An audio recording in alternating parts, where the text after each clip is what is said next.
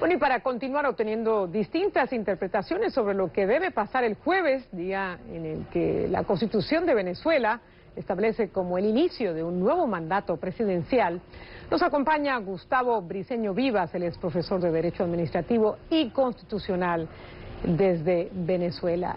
Gustavo, gracias por acompañarnos, muy buenas noches. Y bueno, vamos a comenzar... Muchísimas gracias, Patricia, muchísimas gracias. Gracias a ustedes, gracias a ti. Vamos a comenzar por partes. ¿Es el Tribunal Supremo de Justicia la instancia superior para aclarar quién tiene la razón sobre qué se debe hacer el 10 de enero, este jueves, si el presidente no llega a la Asamblea para juramentarse? Bueno, fíjate, el Tribunal Supremo de Justicia es la máxima autoridad judicial del país que actúa en caso de conflicto entre poderes públicos. Pero en general, la Constitución es muy clara, es decir, la que aprobó el pueblo en el año 1999, es muy claro cuando determina las causas por las cuales si el presidente electo, el que fue elegido por votación popular, de una u otra forma no puede tomar el juramento porque está enfermo, porque fue destituido, porque renunció, la Constitución de la República Bolivariana de Venezuela da una solución al respecto y dice que en ese caso tomará juramento, si él no puede asistir, tomará juramento el presidente de la Asamblea Nacional. Es obligatorio que el presidente de la Asamblea Nacional, es el señor Diosdado Cabello, tome juramento como presidente encargado hasta tanto se resuelve el problema por la cual el presidente elegido no ha tomado posesión de su cargo. Profesor Briceño, pero si fuera tan clara la Constitución como usted lo indica, no estaríamos en esta controversia en diferentes interpretaciones. El gobierno dice una cosa, algunos constitucionalistas dicen otra, la oposición dice algo parecido, en fin, si fuera tan clara no habría esta compuerta para diferentes lecturas. Entonces, si es el tribunal la máxima instancia, si esta es una decisión del tribunal, ¿cuándo debería pronunciarse para que, bueno, aclare de una vez por todas qué es lo que se debe hacer? Lo que pasa, Patricia, es que hay que esperar un hecho concreto, es que debe darse el hecho de que la inasistencia del presidente electo se configure el día 10 de enero. Entonces, a partir de ese momento es que se pueden analizar los hechos y darle la connotación constitucional o jurídica que exige el caso. Lo que pasa es que la controversia ocurre en Venezuela porque el sector democrático del país, es decir, el sector que quiere el cumplimiento de la Constitución, es transferido y contrariado por los altos personeros del gobierno, que quieren violar la Constitución y no quieren respetar el Estado de Derecho. Ese es el conflicto que tenemos actualmente en Venezuela. Ahora, si el presidente de la República electo no asiste el día 10 a las 10 de la mañana, debe tomar posesión el presidente de la Asamblea Nacional. Y si este a su vez no toma posesión del cargo de presidente provincial, hay un vacío de poder y entonces tendríamos los venezolanos unas consecuencias terribles y la sociedad venezolana, en el sentido de que al haber vacío de poder no habría gobierno, al no haber gobierno no hay sistema que ordene el cumplimiento de las leyes y eso podría provocar una catástrofe social fuerte. ¿Por qué? Porque entonces los venezolanos, como tenemos autoridades usurpadoras del poder y tenemos autoridades que no son competentes en el cargo porque no han sido elegidas de acuerdo al texto de la Constitución, de acuerdo al Estado de Derecho, podríamos perfectamente hasta desobedecer. ¿Por qué?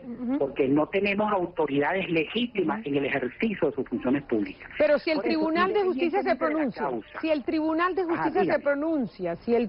de Justicia se pronuncia antes del 10, porque bueno, ya un poco se puede anticipar que el presidente tiene altas posibilidades de no presentarse de acuerdo a lo que hemos escuchado hasta ahora, y define la situación, digamos que estaría solucionado el tema, no habría vacío de poder, no habría desgobierno, como usted lo indica, y ya sería el máximo tribunal el que se pronuncie y todos tienen que acatar esa decisión. Lo que pasa es que el Tribunal Supremo de Justicia en Venezuela está sometido a la voluntad del Ejecutivo. El Tribunal Supremo de Justicia en Venezuela, en la sala constitucional o en sala plena, está totalmente sometido al pensamiento político de quienes detentan el poder en Venezuela. Pero yo le quiero decir con plena responsabilidad de que si el Tribunal Supremo de Justicia asume la tesis de la continuidad del poder de Chávez como ejercicio, en el ejercicio de su cargo como presidente de la República, estaría el Tribunal Supremo de Justicia en Venezuela desconociendo el Estado de Derecho. Y esto hay que decirlo en Venezuela, y hay que decirlo en todas partes del mundo. Tendríamos los venezolanos que acudir a organismos internacionales para lograr que la voluntad del Estado en Venezuela se adapte a la Constitución y se adapte al Estado de Derecho. Por eso le digo que el Tribunal Supremo de Justicia puede ser un resultado, pero un resultado adverso a la Constitución y adverso al Estado de Derecho. A ver, profesor Briceño, un poco buscándole 5 patas al gato, y es el artículo 231 el que nos tiene a todos hablando del tema. La segunda parte del artículo, y el señor Hermán Escarrá decía que Chávez, bueno, que es un presidente reelecto, que mantiene su legitimidad y que es un hecho incidental que pueda resolverse en conformidad con el artículo 231, porque dice él que el artículo 231 deja claro que en caso de un hecho sobrevenido, el presidente se puede juramentar ante el Tribunal Supremo de Justicia. Y en esto quiero hacerle una pregunta suspicaz. Dicen ustedes, los que interpretan este artículo, que la alternativa del Tribunal Supremo de Justicia está planteada por si hay un evento que no le permite al presidente llegar a la Asamblea Nacional. Pero bueno, ¿qué pasaría si también hay un evento social de orden público que tampoco le permita al presidente llegar al Tribunal Supremo de Justicia? O sea que ahí también dejaría la Constitución una compuerta también para que se haga muchas interpretaciones sobre dónde y cuándo debería juramentarse el presidente, ¿o no? Fíjese, de acuerdo a la Constitución, Patricia, se juramenta en la Asamblea Nacional.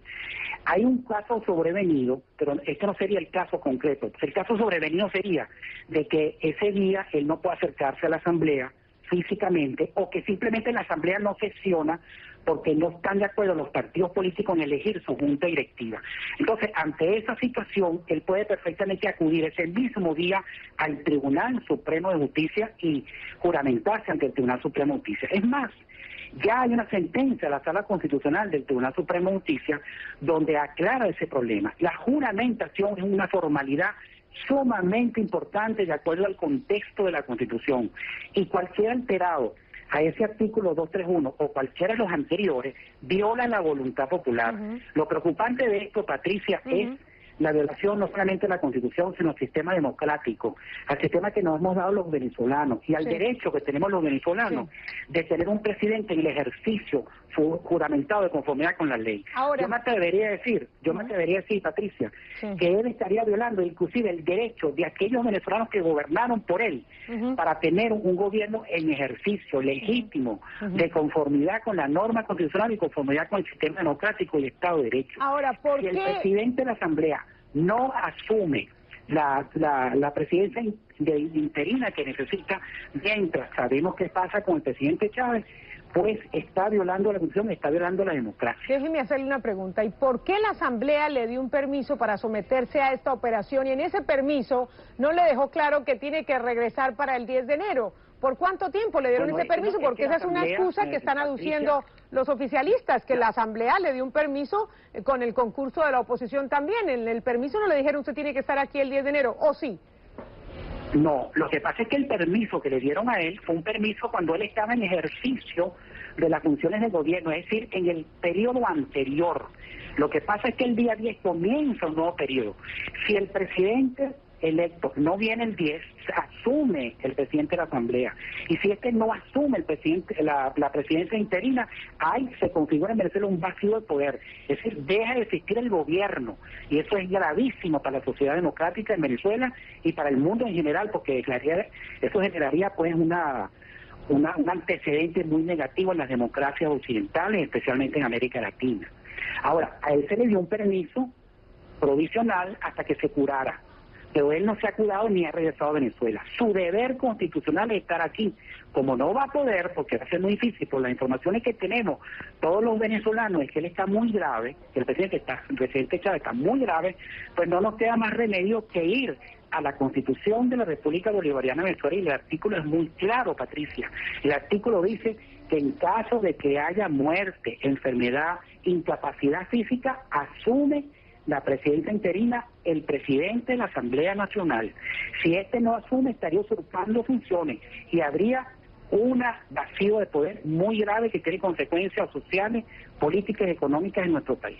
Bueno, pues La falta temporal del presidente electo de Venezuela, tengo entendido, no está establecida en la Constitución, está establecida la falta absoluta y en este caso, bueno, hay unas condiciones que hay que cumplir antes de declararse la falta absoluta. Pero bueno, nos quedan 2 días para seguir hablando del tema, profesor Briceño, a ver qué pasa, quién se pronuncia y cómo se define esta situación. Le agradezco mucho. Lo importante es que todos los venezolanos nos unamos ante esta situación tan difícil, que se llegue a un diálogo, que lleguemos a la conversación, a la armonía, que son los síntomas de una verdadera democracia.